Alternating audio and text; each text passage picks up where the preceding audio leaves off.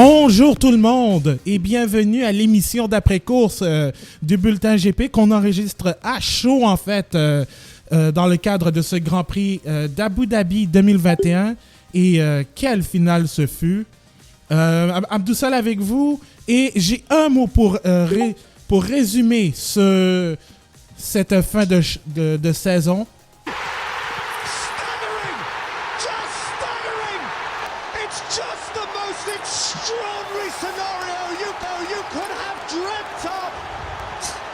Exactement. Donc, dans les mots du légendaire Peter Drury, c'est juste staggering. Alors, j'accueille avec moi Jean-Sébastien Barbeau. Salut Jean-Sébastien. Et en orange, parce qu'on a un champion du monde orange. La vague orange. Effectivement. Et oui, Jean-Sébastien est en orange. Et celui qui est le plus évident, c'est Marc-André Fortin. Salut Marc-André. Salut Abdou. J'ai pas besoin de dire comment tu vas. Quelle émotion nous avons eu durant ce Grand Prix. Un début très difficile pour Max. Mais on va faire le résumé un petit peu plus tard, mais wow. J'ai pleuré. C'est tellement beau. Exactement. Ben, écoutez, on enregistre à chaud. Je vais vous donner tout de suite les résultats du champion, du Grand Prix. Du Grand Prix déjà. Du Grand Prix déjà. Alors, Max Verstappen gagne le Grand Prix dans le dernier tour face à Lewis Hamilton. Il gagne également le championnat du monde. Le championnat du monde des pilotes. Donc, Hamilton termine deuxième, autant dans la course et au championnat du monde.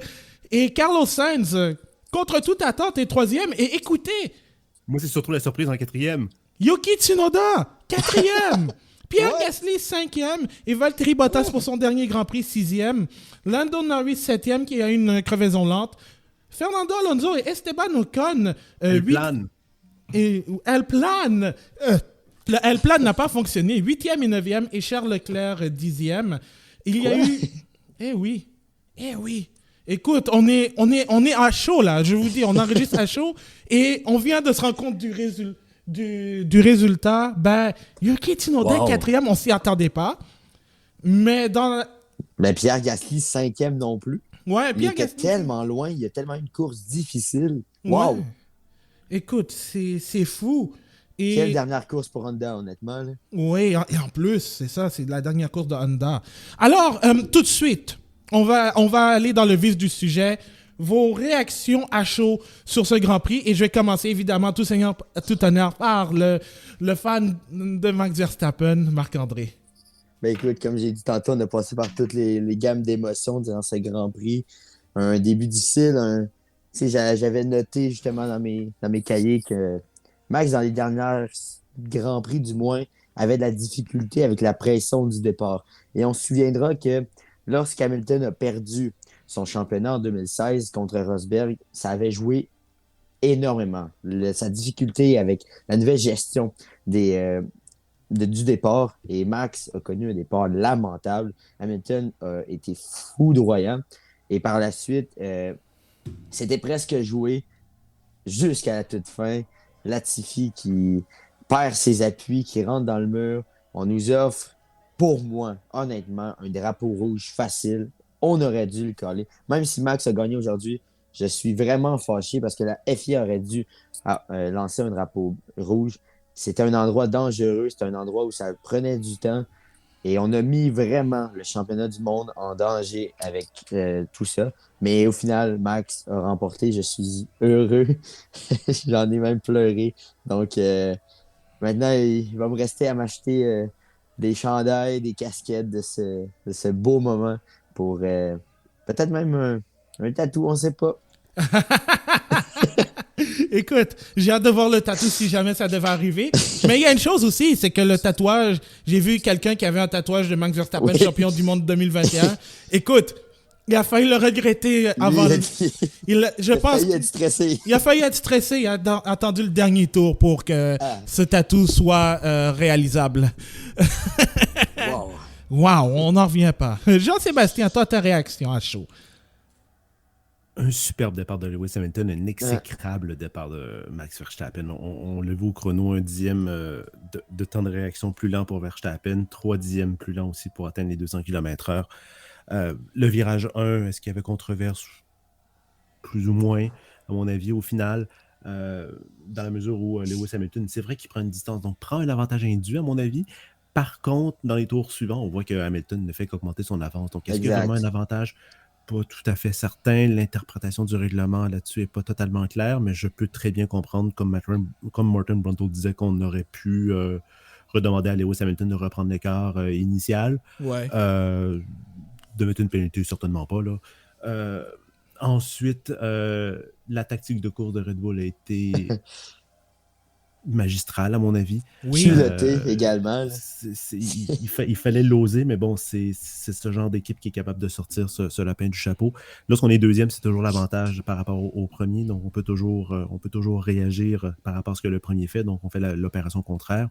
Mais je ne comprends pas surtout pourquoi Mercedes n'a pas répondu point par point, comme en Arabie Saoudite. C'était la chose minimale à faire. Il n'y avait aucun danger juste de refaire ça.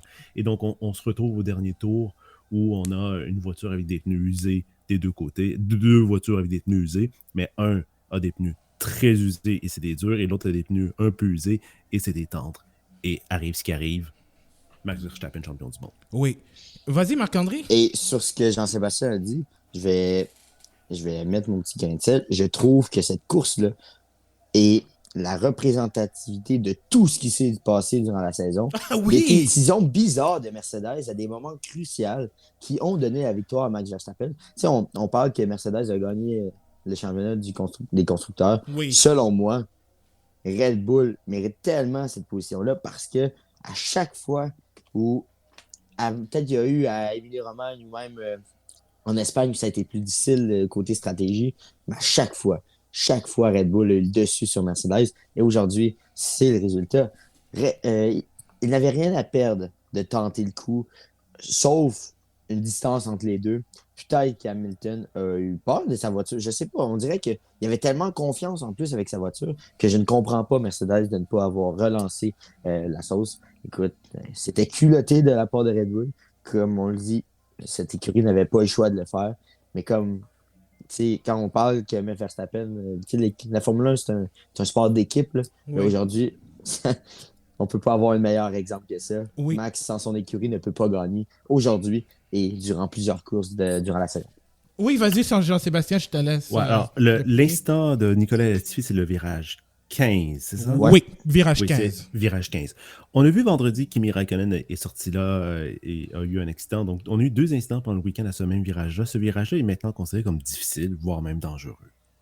Soyons clairs, il va falloir quand même essayer de le revoir sans doute pour l'année prochaine ou mettre au moins une grue ou ajouter des barrières de Tech 3, des choses comme ça. Il y a quelque chose qui est à faire là. Réglons déjà le cas de ce virage-là. Oui, Abdou, vas-y. Avant tout, le seul problème, c'est parce que je pense qu'il y a une petite marina à côté, donc ce qui fait en sorte que c'est un peu difficile. On est à Abu Dhabi, la marina peut dire bye-bye. Oui, écoute. Et c'est vrai que c'est un man-made une île. Tout se modifie là-bas, ça sera même pas difficile. Ouais. Donc, réglons déjà ça. Jean-Sébastien finit. Ensuite, pour la voiture de sécurité, est-ce qu'il fallait faire une voiture de sécurité ou un rouge? À mon avis, je pense qu'on a pris la bonne décision. Je pense qu'il fallait garder la voiture de sécurité. Oui. Pour le spectacle, cependant, il aurait peut-être été intéressant. Et c'est peut-être une chose qui sera à faire. Et ça me fait vraiment mal de devoir dire ça. De faire comme le NASCAR et lorsqu'il reste un certain nombre de tours, de mettre un rouge automatique pour s'assurer que tout est clean, qu'on prenne notre temps pour bien nettoyer la piste, pour qu'il n'y ait plus de danger, pour qu'il n'y ait plus de problème et qu'on fasse une vraie rivalité au final. Le résultat aurait sans doute été très différent, hein, mais n'empêche, il me semble que ça aurait été la meilleure chose à faire. Ensuite, gardons le jaune. La FIA, pendant ce temps-là, elle est débordée. Elle doit s'assurer que tout est réglé en piste. Ouais. Et après, il y a 2 chromos, disons-le. Un qui s'appelle Monsieur Posh Pice, l'autre qui s'appelle Monsieur Studdert, pour ne pas les renommer d'une autre façon, qui dérange non-stop Michael Massey pour lui dire « Michael, tu peux pas faire ça. Tu peux pas faire ça, Michael. Il faut que tu fasses ça. C'est ça qu'il faut faire. » Michael Massey, là, il a 2 oreilles, il a une bouche. Il faut qu'il dirige ses affaires. Il faut qu'il écoute son monde. Il n'y a pas à écouter ça. Il n'y a pas à faire du parenting counseling ou faire je ne sais trop quoi. Ouais. Le gars est débordé, puis après on va dire « Ah, il n'est pas si bon que ça. » Mais c'est parce que Le gars, il n'arrête pas de se faire déranger non-stop pour faire son travail. Je pense qu'il a pris la bonne décision et je pense que c'est ce qu'il fallait faire. Mettre la voiture de sécurité, s'assurer que la voiture dégage correctement. Ensuite, est-ce que le règlement sportif était bien respecté sur les voitures... Retardataire. Les voitures retardataires devaient laisser leur place. Ça, je ne le sais pas tout à fait parce qu'il faut aller regarder correctement le règlement sportif. Je l'ai sous la main, Abdou, tu me l'as envoyé. Oui. Il fait une demi-page à peu près, c'est l'article 39.12. Donc, j'essaie de le lire pendant qu'on se parle, mais il y a sans doute quelque chose qui est à revoir dans cette partie du règlement. Mais c'est pas si clair. Et je regarde les réactions sur les réseaux sociaux et on voit que les Britanniques sont en furie, mais littéralement en furie, par rapport à la décision de Michael Massey. Et ça, c'est Marc-André qui nous rejoint. Et ça, c'est Marc-André qui revient parce qu'on l'a perdu. Ouais. Et donc, c'est une décision qui, je peux comprendre encore une fois les Britanniques d'être en colère parce que c'est pas toutes les voitures qui ont pu reprendre leur place, mais bon, il restait tellement plus assez de temps qu'il fallait prendre une décision. Et je pense que dans le grand schème des décisions, c'était la moins pire. Ouais. Vraiment. Écoute, moi mon impression de ce Grand Prix, elle était bonne. Non, je vais pas dire bonne, elle était ordinaire dans l'ensemble. Parce que ça reste toujours un circuit ennuyant. Oui, écoute, le circuit est meilleur. est meilleur, soyons honnêtes. C'est pas difficile. Mais le spectacle était relativement pas là. Écoute, évidemment, ça s'est joué dans le dernier tour, mais globalement, j'ai trouvé la course ordinaire. Pour ce qui est de l'incident du premier tour, écoute, la tentative de dépassement de Verstappen était legit. Hamilton était en médium, Verstappen était en tendre. Donc, évidemment, vous avez parlé du départ lamentable de Verstappen, ça a joué en compte, donc il fallait qu'il reprenne la position pour essayer de garder... Je dis, on parle de départ lamentable. Il a réagi en 0,35 secondes par rapport à l'extinction des feux rouges, un tiers de seconde. Ce qui est dans l'absolu extrêmement rapide, mais bon, très lent pour la Formule 1. Là. Oui, exactement. Écoute, c'est quand même fou à quel point un dixième peut tout changer. Et Hamilton, écoute, moi je crois... L'explication de la FIA était legit bonne, mais c'était pas suffisant. Je pense pour le bien du sport et de son intégrité, au moins lancer une enquête pour dire est-ce que...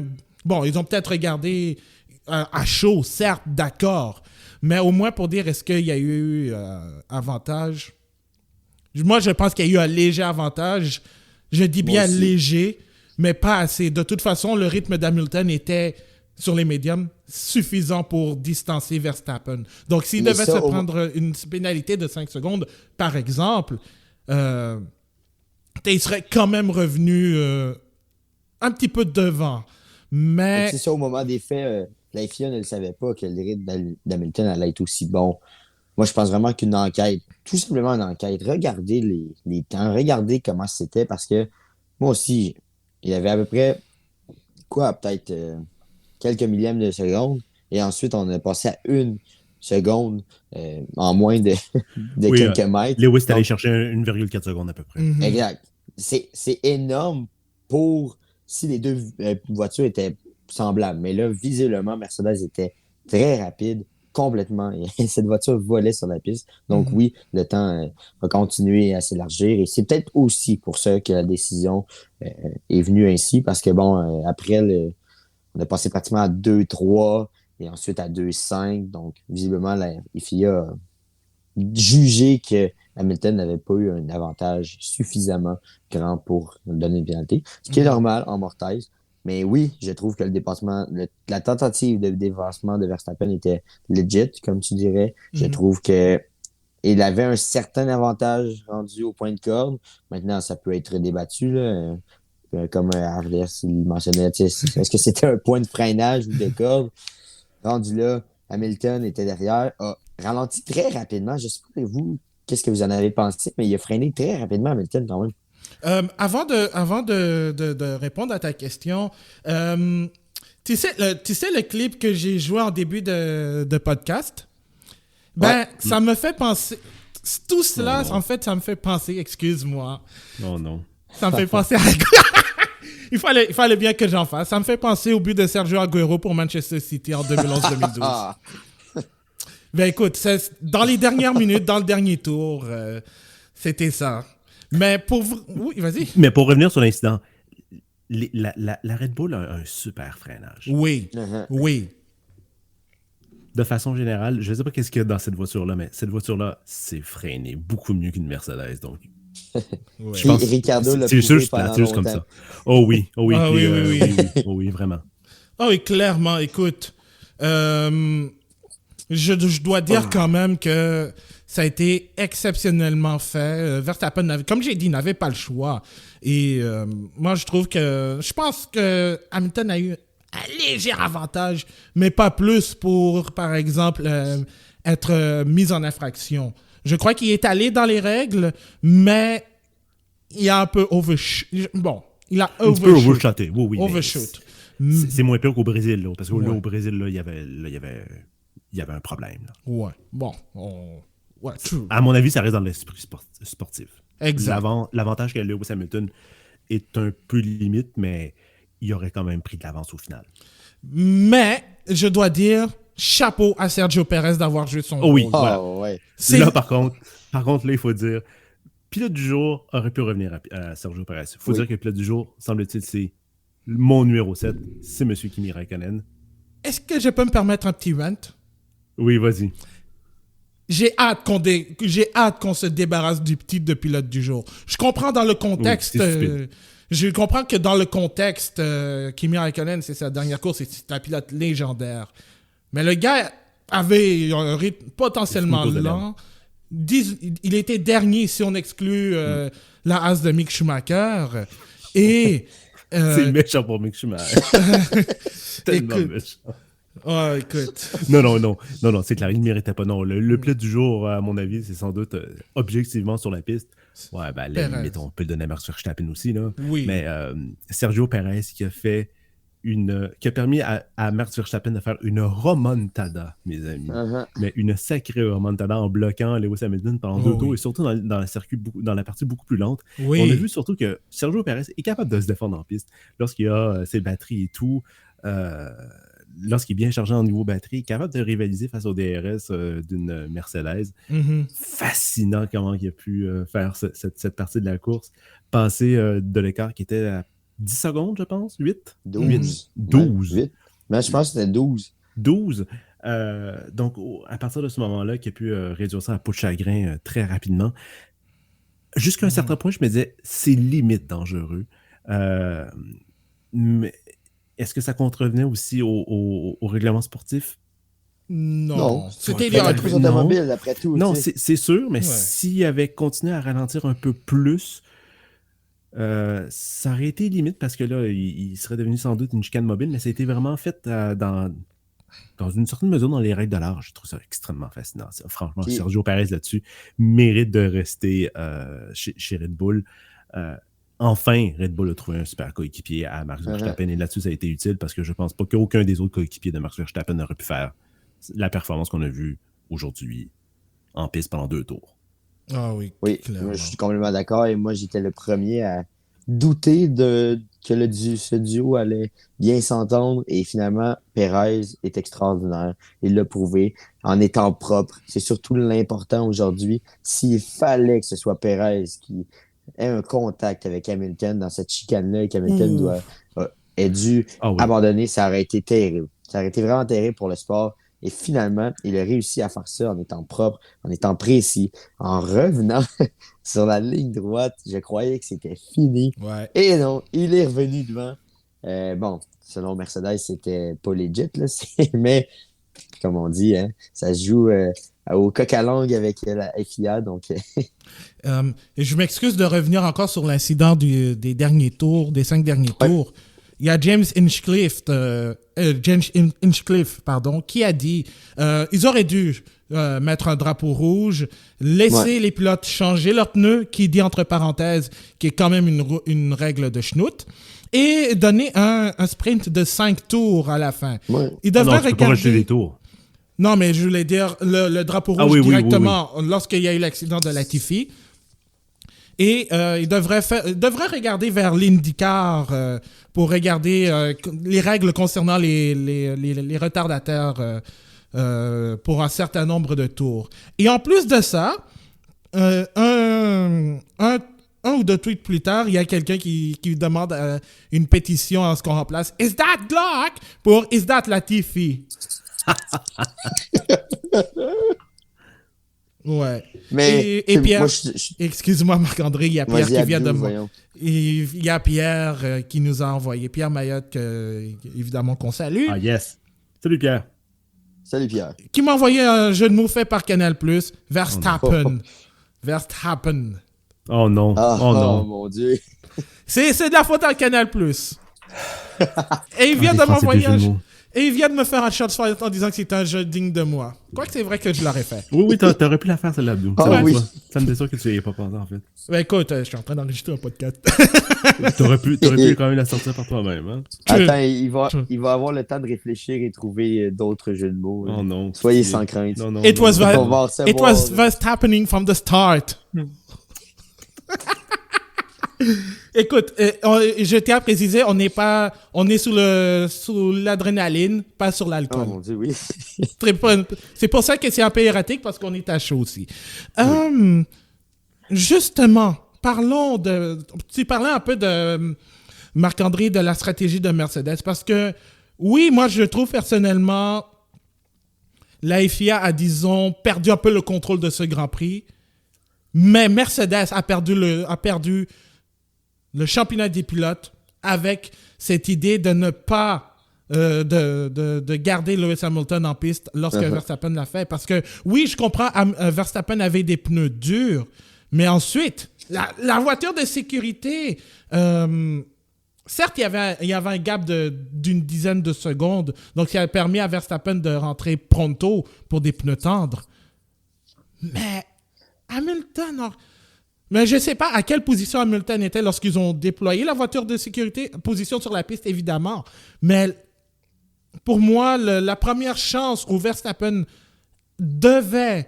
lorsqu'il y a eu la voiture de sécurité virtuelle, parce qu'il y a Antonio Giovinazzi qui s'est arrêté en bordure de piste, en bordure de zone de dégagement, ça aussi, ça aurait pu permettre à Hamilton de garder le cap. Et en plus de ça, peut-être avec des médiums... Je pense qu'ils avaient un trait de médium usé aussi qu'ils pouvaient utiliser, ou pire. Ça a carrément jeté un peu... ça a donné des ailes au plomb pour Mercedes. J'ai hâte de voir ce que Toto Wolff va dire. Parce que, bon, pour les fans de Mercedes, je pense qu'ils méritent tous une explication. Est-ce qu'ils ont eu peur d'un futur drapeau rouge? Je ne sais pas de quoi ils ont eu peur. Parce que la distance entre Verstappen et Hamilton en ce moment-là est à peu près de 11 secondes, si je ne me trompe pas. Avec l'arrêt, on parle de quoi? On parle de 14 secondes pour un arrêt sous drapeau jaune. Une voiture de sécurité, non, ouais. Une voiture de sécurité, ouais. Ouais. Donc, je vois vraiment pas pourquoi ils ont eu peur de le faire entrer. C'est plate parce que c'est sur des petites décisions là que Hamilton a perdu son championnat. Son possible championnat maintenant finaliste. Mais comme on le voit, c'est vraiment culotté de la part de Red Bull d'avoir réagi comme ça. Et c'est à l'image de Red Bull également, de la compagnie, de réussir à gagner comme ça. Ouais. La compagnie ne peut pas rêver mieux. Ah oui, clairement, écoute. La Red Bull donne des ailes, puis on a dit que c'est vrai. Ouais. Oh, et attends. Réaction de George Russell concernant tout le bordel. Parce que... Ça, c'est horrible, ça. Les propos de George Russell sont très vindicatifs. Tweet 1. Ouais. Tweet, this is unacceptable en majuscule. En majuscule à la Marie-Chantal Toupin. Oh man. Ouch. Deuxièmement, Max est un pilote incroyable, fantastique, a une saison incroyable et il a beaucoup de respect pour lui. Mais ce qui s'est passé en lien avec les derniers tours est tout simplement inacceptable. Je ne peux pas croire ce qui vient de se passer. Puis il y a quelqu'un ensuite qui vient de dire qui vient de sortir justement la fameuse règle 39.12. 102 000 likes pour son message. This is unacceptable sur Twitter. Ouais. Mais, tu sais- je dirais juste une chose, George Russell est déjà prêt pour être chez Mercedes, lui. Oui. Ouais. Qu'est-ce que tu voulais dire, Marc-André? Ben, c'est parce que ce qui me dérange, on va le voir sur Twitter et tout ça, là, bon, Mercedes a été volé et tout ça.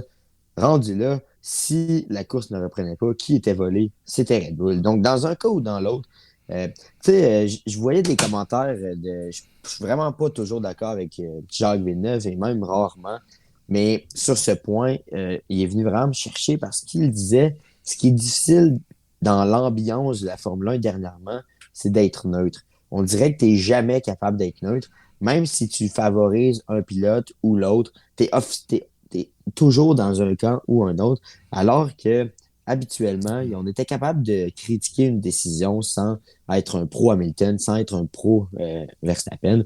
Et actuellement, dans l'ambiance, dans ce moment, c'est impossible. Ouais. Donc, pour les rares fois où je suis d'accord avec Jean Villeneuve, je lui lève mon chapeau parce qu'il avait complètement raison. Et là, on va le voir, encore une fois, partout sur Twitter. Ça va crier au scandale, mais dans un cas ou dans l'autre, il y aurait eu un scandale. Donc, rendu là, c'est une décision qui a été prise par la FIA et on doit l'accepter en vie. Ouais, ben écoute, moi, comme je l'ai dit sur Twitter, le règlement sportif doit être jeté à la poubelle carrément et être écrit de manière claire. Parce que sérieusement, comme tu l'as dit, Jean-Sébastien, c'est depuis des années que c'est ce problème. Et je vois que c'est cette année qu'on voit toutes les irrégularités et que ça explose en un certain sens aussi. Alors, je crois en quelque sorte que le règlement sportif, il y a tellement d'amendements. Je regarde juste peut-être même le règlement. Tiens, j'ai le règlement sportif. Le règlement sur la voiture de sécurité est à 39 points, 39.2, 3, etc. Ensuite, tu as le 39.8 qui parle de toutes les exceptions. Ensuite, tu as le 39.10, etc. Donc, il peut y avoir plein d'amendements et le règlement est genre 90 pages, à peu près. Là. Donc, je crois que... Et parfois, il peut y avoir des règlements qui sont éparpillés dans une section comme dans l'autre.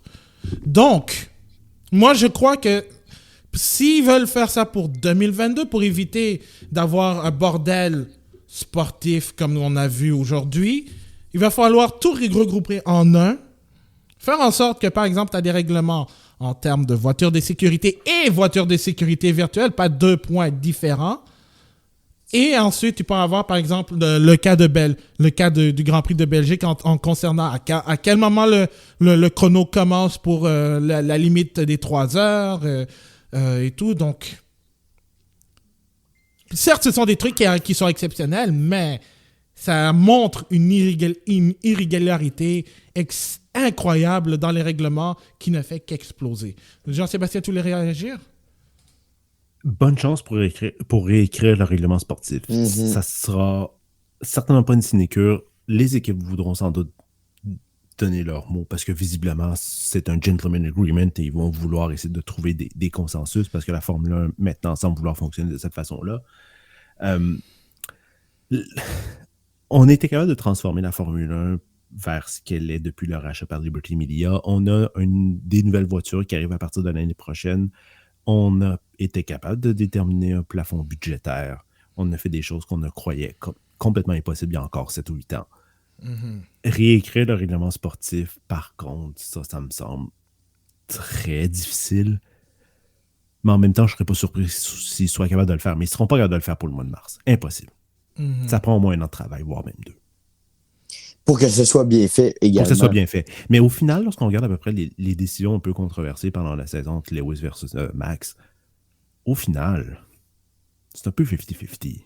Il faudrait faire la compilation, mais on fait du cherry picking pour avantager, disons, Lewis Hamilton, mais on est capable aussi de faire le même cherry picking pour avantager Max Verstappen. Donc au final, à mon avis, les décisions, elles sont tout aussi... On n'est pas loin du 50-50 pour les décisions qui avantage qui. Donc, au final, Le meilleur pilote a gagné aujourd'hui, clairement. La meilleure voiture aussi a gagné, à mon avis, clairement aussi. Effectivement. Ça arrange Exact. tout le monde. Ça arrange tout le monde. Contrairement à ce que Toto Wolff dit, ça arrange tout le monde. Ouais. Ou ce que la phase de Toto Wolff dit, en fait. Là. Ah oui, clairement. Ouf. Ouais, Puis chez après Mercedes, tout, chez Mercedes, écoute, en ce moment, on célèbre peut-être le. Je ne pense pas qu'on va célébrer le championnat des constructeurs aujourd'hui. Un 8e consécutif. Il faut quand même leur donner ça. C'est l'histoire qui s'écrit devant nos yeux, autant pour Max Verstappen que pour Mercedes, parce que jamais une écurie n'a été capable de gagner 8 fois le championnat des constructeurs de manière consécutive. Mais ce qu'ils voulaient, c'est le doubler. Et de la manière dont ça s'est fini, certes, ça laisse quelque chose de très amer dans la gorge de plusieurs personnes chez Mercedes. Et on doit dire aussi, Valtteri Bottas finit 6e aussi. Il était complètement absent aujourd'hui. Il y a un départ exécrable, il a perdu 2 places et Oui. on l'a jamais revu ensuite. Oui.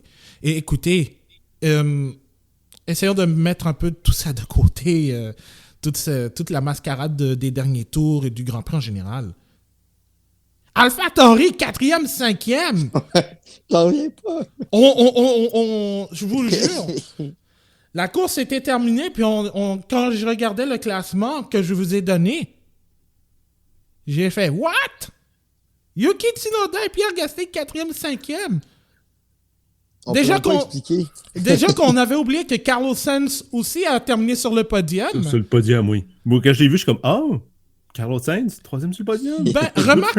Mais j'ai pas vu venir. Mais remarque que Carlos Sainz, ça a souvent été ça, ses podiums. Souvent, c'est dans l'anonymat qu'il célèbre.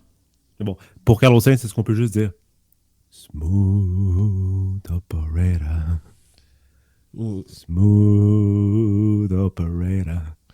Ah, écoute, j'ai pas de chandelle, mais j'aurais certainement allumé un briquet. Ben, j'ai pas de briquet, mais j'en aurais seulement allumé un pour suivre avec ça. Donc, oui, ce résultat de course est assez impressionnant, mais moi, ce qui m'impressionne le plus, c'est le classement final des constructeurs, quand même. Oui. Parce qu'on on peut essayer d'en parler. J'ai le classement devant les yeux, je vais vous le donner, si vous me permettez. Oui. Mercedes qui remporte quand même 613 points et demi contre 585 et demi pour Red Bull. Ferrari finit 3e. Oui. Qui l'avait vu venir en début de saison quand même? 323 points et demi contre C'est 275 pour McLaren. C'est 47 points et demi d'avance. C'est 48 points et demi d'avance. Écoute, Vous l'avez vu? En fait, c'est que dans un des épisodes où on préparait Marc-André, si tu te souviens, on préparait le programme triple Mexico, Sao Paulo, Qatar. J'ai les résultats des prédictions qu'on avait faites. Ah! Oh, mon Premièrement, J'ai pénalité pour Lewis Hamilton pour son moteur. On avait tous dit, Anna Maria, Marc-André Fortin et moi, Brésil.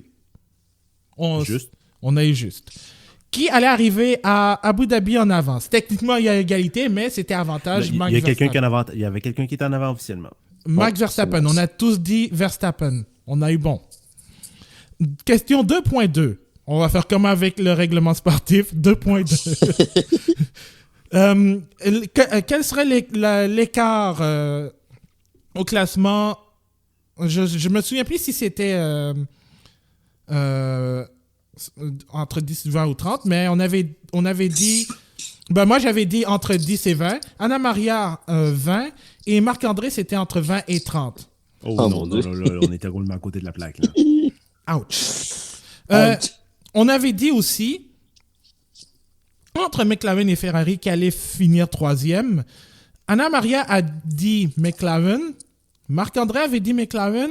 Et le seul moment où je peux officiellement me péter les bretelles, j'ai dit que c'était Ferrari à cause de leur évolution moteur, mais aussi du châssis qu'ils ont travaillé et qui a porté fruit. Parce que depuis la victoire de Daniel Ricciardo et même le doublé de McLaren, ça a été une catastrophe.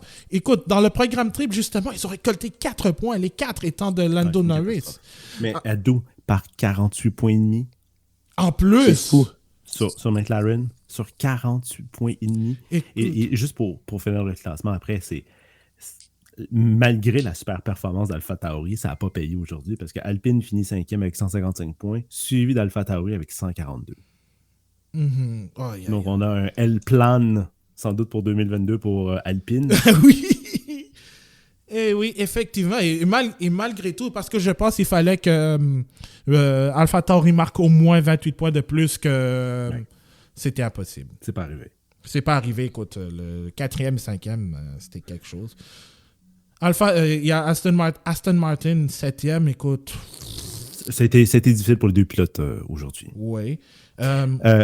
Chose positive, c'est nouveau, mais Sébastien Vettel remporte le championnat des plus grands nombres de dépassements. Si on peut appeler ça un championnat ou un prix. Le prix crypto.com pour le plus grand nombre de dépassements dans une saison. C'est Sébastien Vettel qui l'a remporté. Oh, quel était ce son? Do you think that's necessary? Évidemment, en lien avec ce Oui. prix, en fait. Je pense. Plus ou moins nécessaire, mais bon, quand même, Sébastien Vettel l'a remporté et la Formule 1 nous l'a poussé à chaque Grand Prix vers la fin de la course pour nous montrer qui menait de cet ordre-là. Donc, au moins, Sébastien Vettel remporte un prix en quelque façon. Ouais. Donc, mauvaise voiture en qualification, mais bonne en course plutôt la Aston Martin. Ouais, exactement. Écoute. Aïe, aïe, aïe. Écoute, ils ont fait beaucoup de. Ils ont embauché Martin Whitmarsh, ils sont allés chercher du monde chez Mercedes un peu partout. Donc, est-ce que ça va être bon pour 2022? Dieu seul le fera. Moi, je veux juste faire une parenthèse, les gars. J'ai un ami qui vient de m'écrire. Oui. Il dit, bon, plus j'y repense, Verstappen le mérite. Même si je veux voir des rebondissements, des twists complètement aléatoires, je vais regarder Occupation Double à la place. Ouch! Allez écouter Occupation Hood à la place. Oui, c'est ça. Là, il y a des rebondissements. Ouais, effectivement. Mais oui, écoute, ça a Mais été... oui, honnêtement, Max mérite amplement et tellement ce championnat. Là, j'étais un peu. J'ai eu l'air. Je pense que je suis un peu grippé. Mais quand on regarde l'entièreté de la saison, la malchance, il y en a eu du côté de Max, à Bakou, c'est l'erreur de Pirelli avec les pneus. Ensuite, on s'en va en Angleterre. Déjà là, c'est pratiquement 25 à 18 points qu'il a perdu. Ensuite, une course plus tard, c'est en Hongrie. Encore là, au moins 25 à 18 points qui ont passé. Donc, quand tu regardes tout ça, le fait qu'il ait gagné aujourd'hui, c'est un peu, encore là, une représentativité de tout ce qui s'est passé durant la saison. Verstappen a vraiment dominé Hamilton. Il a été bon pour tenir Hamilton aussi. Et j'ai hâte de voir l'an prochain parce que là, quelle sera la réaction d'Hamilton? Parce que là, on parlait du 8e enfin avant le changement de réglementation et de nouvelles voitures. Quelle va être la motivation d'Hamilton? Ça, j'ai tellement hâte de voir ça. La motivation d'Hamilton va être plus forte que jamais. Un peu comme ça va être fou. Oui. Ça va être fou. Mais là, par contre, Lewis Hamilton va avoir peut-être plus de difficultés dans la mesure où il va avoir un super coéquipier. Ouais. Et un coéquipier qui peut vraiment rivaliser avec lui. Oui. Et encore là, quelle sera la réaction d'Hamilton face à ce jeune George Russell qui n'a rien à perdre rendu là? Non. Par contre, pour Red Bull, ça va être un petit peu plus difficile de gagner le championnat des constructeurs parce que là, il y a un super coéquipier avec Lewis Hamilton. Oui, effectivement. Donc, puis encore là, on ne sait pas à quel point comment les voitures vont réagir. Là. On peut déjà supposer que ça va être encore un duel Mercedes versus Red Bull quand même. Mais... Ou bien Ferrari qui arrive out of nowhere! Non, moi je redoute surtout le L-plan. Je veux voir ça.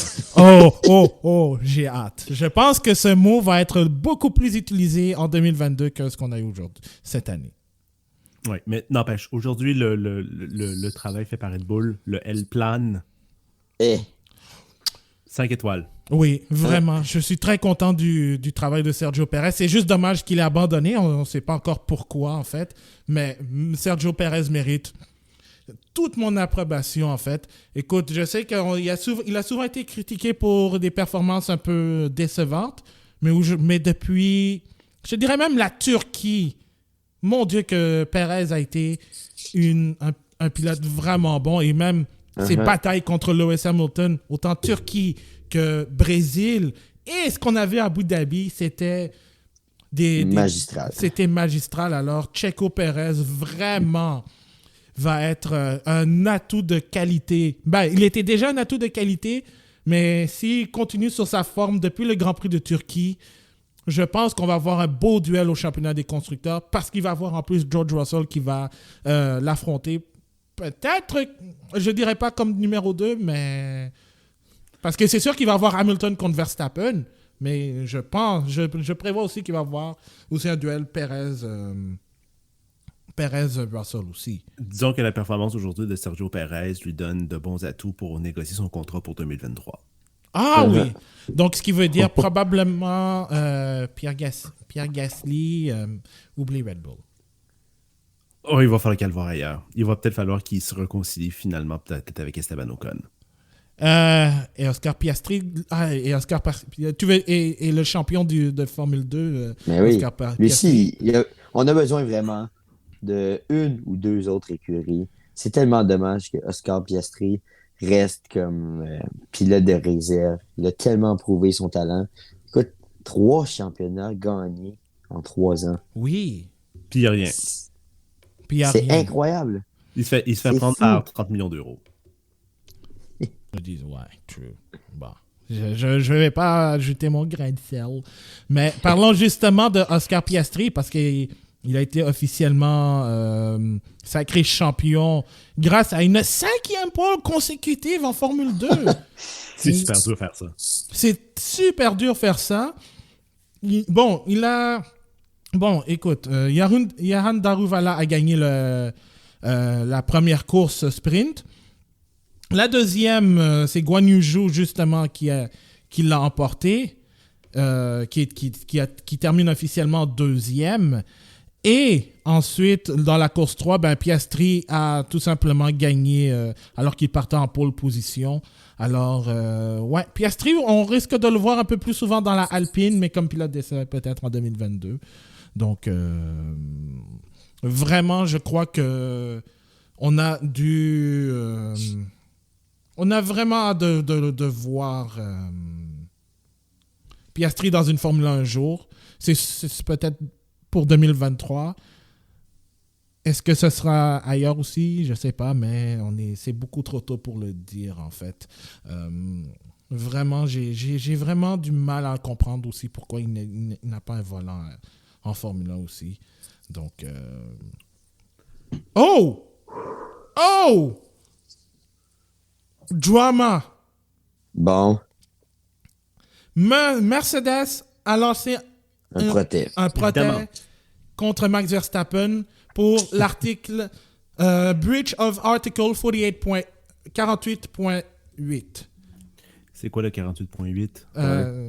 Est-ce qu'on a des détails? Moi, je l'ai ici, je m'en vais le chercher. C'est croustillant. 48. Écoute, ça vient de tomber, là. Ah, on s'en sortira jamais. Attends, je l'ai devant moi. C'est lequel? Ok, je vais vous le lire en anglais. 48.8. Ok. With the exception of the cases listed under A to H below, no driver may overtake another car on track, including the safety car, until it passes the line. See Article 5.3. Get lost. Je vais pas lire ça tout de suite. For the first time after the safety car has returned to the pits. The exceptions are if a driver is signaled to do so from the safety car under the Article 41.1,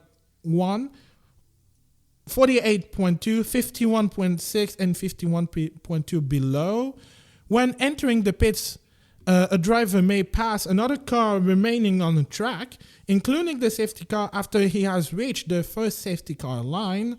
Quand il quitte la ligne d'appui, un pilote doit dépasser ou être dépassé par une autre voiture avant qu'il ne dépasse la deuxième ligne de voiture de sécurité. Et quand la voiture de sécurité... écoute, je suis... Donc, essentiellement, il y a on accuse Max Verstappen d'avoir dépassé Lewis Hamilton sous la voiture de sécurité et avant la ligne blanche de dépassement, une fois que la voiture de sécurité est rentrée au puits, c'est ça? Apparemment, ouais. Ça s'est déjà vu et il n'y a pas eu de pénalité. Du moment que tu veux se reprendre ta place derrière parce que tu essaies de réchauffer tes pneus, tu dépasses une voiture un peu comme dans les tours de chauffe. Ouais, puis on l'a vu très près, là. À un moment donné, il est... Ben, c'est normal, c'est légitime aussi. Exact. Il Ouais. était côte à côte, mais rendu là, ça s'est déjà vu, exactement. Donc, Ah là C'est le petit dernier jeu de cartes que Mercedes a entre les mains. Ils ont pas tort, par contre. C'est vrai qu'à un moment donné, je pense qu'il était devant, ce que je l'ai remarqué, je le trouvais très très proche, voire même un petit peu devant. Ouais, moi aussi. En fait, je vous interromps, c'est pas un, mais deux protets. 48.8 et 48.12. OK, point 8 et point 12, c'est... Écoute, ça... Est-ce que tu peux juste nous l'expliquer? Je suis juste en train de vous le donner, en fait, parce que... Les détails vont sortir aussi dans les détails vont les sortir, détails. exactement, parce que ça vient tout juste de tomber, en fait, pendant Ouais. que je regardais les internets, là. Bon, sinon, pendant que Abdou cherche, on a une première citation de Toto Wolff. Oh oui. Oh. Toto Wolff a comparé Christian Horner à quelqu'un qui conduit à contresens sur l'autobahn. Ta! Et Hey, là. la WWE verbale ne continuera pas, va Oui, continuer. ce championnat était très très bon, à l'exception de la rivalité entre Toto Wolff et Christian Horner, qui rend ça complètement abject. Ouais. Ok, attends. Donc, Je suis d'accord. 48.12, est-ce que ce serait pas en lien avec l'article 39.12 qu'on a évoqué? 39.12 étant encore, rappelle-moi, Parce que ça, Abdou, c'est les voitures. Ouais, les voitures... Oh, ben là, c'est parce que là, si ce protet-là est retenu, bonne chance pour essayer de refaire le Grand Prix, on peut pas le Ouais, refaire. Là. Parce que c'est ça, l'article 48.12, c'est le règlement général. Celui que je t'ai donné, Jean-Sébastien, c'est celui de cette année. Donc, je pense que ça devrait être la même... Je pense que c'est le même règlement, en fait, concernant les voitures, les retardataires, en fait. Le protet sera entendu à 19h45 selon Chris Midland, heure locale à Abu Dhabi. Ouais. Donc, Et actuellement, il est, je pense... Attends, 18h. Je pense qu'il est 18h45 là-bas. Sauf erreur. Ben, en fait, il est 19h47. Donc, c'est en ce moment. C'est en ce moment. Oh là Donc, là. au moment où on enregistre, là, il est 10h47 heure est, heure de l'est de la côte américaine. Là, donc, ils sont en train de le faire. OK. Donc, voilà, c'est... Dans les mains de la FIA encore. Écoute, ce championnat va probablement se décider après le podcast.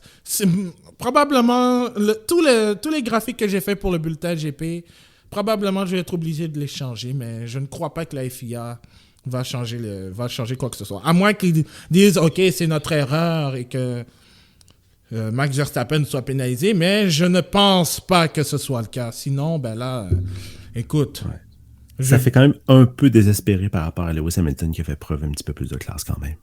Oui, Ouais, exactement. effectivement. Ben, ça fait comme les écuries ont fait durant toute la saison encore. Un protet par-dessus protet, un vrai protet. Et là, comme on dit, c'est le dernier jeu de cartes possible pour Mercedes, c'est d'essayer de sauver la décision par les commissaires, comme ça, en faisant appel. Maintenant, je crois pas que la décision va changer. Et est-ce qu'elle devrait changer? Je ne crois pas non plus. Rendu là, moi, je lève mon chapeau d'ailleurs à Honda là, qui parle vraiment de loin quand tu regardes tout ça. N'oublions pas qu'il y a cette écurie-là. Alonso a quitté la Formule 1 à cause d'eux. Là. En 2013, oui. Quand Honda est revenu, c'était une catastrophe ce moteur. Ouais. Donc, là, ils sont On est passé champions. de GP2 engine à une voiture qui a permis à un pilote d'être champion du monde quand même. C'est fou. Et je voyais un tweet justement de Pierre Mailloux qui disait que c'est quand même ironique de voir que c'est un moteur Mercedes avec la Williams qui change complètement la course aujourd'hui. Ouais. C'est très ironique, en effet. Je voulais le mentionner. Écoutez... On verra, écoute. Encore une fois. Ce n'est pas fini tant que ce n'est pas fini. Ce n'est championnat de pas Formule 1 était fini, magnifique. c'est rien qu'un début. Comme aurait dit le regretté Maury Walker. J'allais chercher la citation pour pas me tromper. Anything happens in Grand Prix racing and it usually does. Ouais. Et moi, j'ai juste une chose à dire. Fucking hell! On remercie les Racing Gods. On va leur faire une offrande. Ouais, effectivement. Écoute, c'était une bonne fin de saison. C'était une saison à l'image de cette saison de Formule 1. Un Grand Prix à cette image. Donc, ouais. Écoute, probablement que si, au moment où on décide le podcast, peut-être que Mercedes a gagné a réussi le doublé, ou bien Max Verstappen conserve sa couronne officiellement de champion du monde. Donc, qui sait? Fucking hell! Ça, c'était une erreur. Mais oui, enfin, ça résume ma pensée actuellement. Donc, sur ce, est-ce je vais vous donner le classement des pilotes à l'issue de cette dernière course. Et je dis c'est officieux parce qu'on ne sait pas si c'est encore officiel. C'est à titre provisoire. À titre provisoire. Max Verstappen, donc, termine premier avec 395 points et demi. Lewis Hamilton en a 387 et demi. Valtteri Bottas est troisième avec 226. Sergio Perez, 190. Carlos Sainz termine cinquième pour la première fois de sa carrière en Formule 1. 160... Le meilleur des autres, c'est Carlos Sainz. Et ça a très mal commencé sa saison aussi. Hein. Ah oui, en plus. C'était difficile. Monsieur Constance. Lando Norris, qui était troisième pendant un bon bout de temps au championnat, termine sixième avec 160. Un point devant Charles Leclerc. Et Daniel Ricciardo est huitième avec 115. Pierre Gasly, neuvième avec 110 points. Fernando Alonso et Esteban Ocon, respectivement, 10e et 11e avec 81 et 74 points. Sébastien Vettel et Lance Stroll, 43 et 34 points. Yuki Tsunoda est 14e, 2 points derrière Stroll avec cette 4e place. Qui aurait cru? George Russell quitte Williams avec 16 points au total. Merci à la Belgique, entre autres. Kimi Raikkonen finit sa carrière avec 10 points. Nicolas Latifi en a 8. Antonio Giovinazzi termine sa carrière, sa carrière peut-être en Formule 1 avec 3 points en 2021. Mick Schumacher termine 19e. Robert Kubica, 20e, qui a participé à 2 Grands Prix. Et Nikita Mazepin. Et en 2 Grands Prix. A terminé devant Nikita Mazepin, qui n'était pas là parce que le pauvre a été frappé par la COVID, donc il a reçu un test positif. Évidemment, lui... Vous savez quoi? On aurait pu ne même pas le savoir, qu'on ne l'aurait même pas remarqué. C'est pas faux. Ouais. Ouais. Mais effectivement, donc écoute, même Mick on l'a pas vu, donc on pourrait dire les deux. Mick on l'a vu un peu parce qu'il a été appliqué dans l'accrochage avec Nicolas Latifi. Exact. Mais à part ça, on l'a pas vu. Donc voilà. Au classement des constructeurs, donc Mercedes devant Red Bull, Ferrari termine devant McLaren, Alpine termine 5e. Oh, Marc-André? En terminant, Perez a parlé à propos de son abandon. Et il a dit spécifiquement mon moteur allait exploser. Ah, ok. Ah. Donc, donc on vient de se sauver d'une on vient de se sauver d'une catastrophe chez Red Bull. Selon lui. Effectivement. Donc en 6e place, on a AlphaTauri, 7e Aston Martin, 8e Nicolas Latifi, 9e Alfa Romeo et 10e Haas avec un beau 0 pour la saison. Alors, c'est ce qui complète ce dernier épisode d'avant-course du Bulletin GP.